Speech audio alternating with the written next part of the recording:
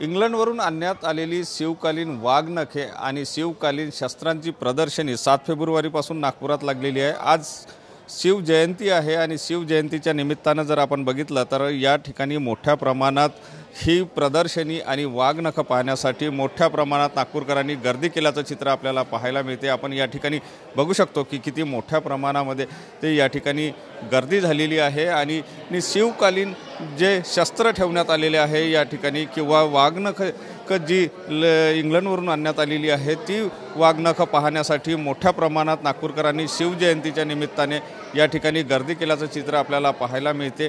हे एकंदर म्हणजे नागपूरकर 7 फेब्रुवारीपासूनच या ठिकाणी प्रदर्शनीला भेट देताना दिसते आहे। मात्र आज सुट्टीचा दिवस आहे, त्यातच शिवजयंतीचा दिवस आहे आणि त्याच निमित्ताने जर या ठिकाणी आपण बघितलं तर नागपूरकरांनी आणि विदर्भातील नागरिकांनी या ठिकाणी मोठ्या प्रमाणात गर्दी केली।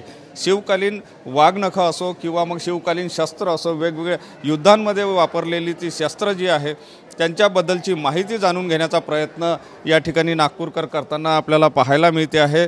त्याचप्रमाणे या संपूर्ण एकंदर या प्रदर्शनीत जर आपण बघितलं तर मोठ्या प्रमाणामध्ये शिवकालीन इतिहास या प्रदर्शनीत दडला आहे आणि तोच जाणून घेण्याचा किंवा उलगडून घेण्याचा प्रयत्न आता नागपूरकर करताना पाहायला मिळते आहे। कॅमेरामन सचिन सयामसह सुनील ढगे, TV9 मराठी, नागपूर।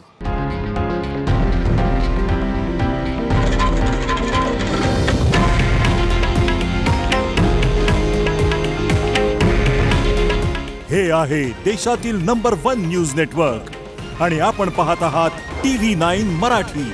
काळजी तुमची, हित महाराष्ट्राचं।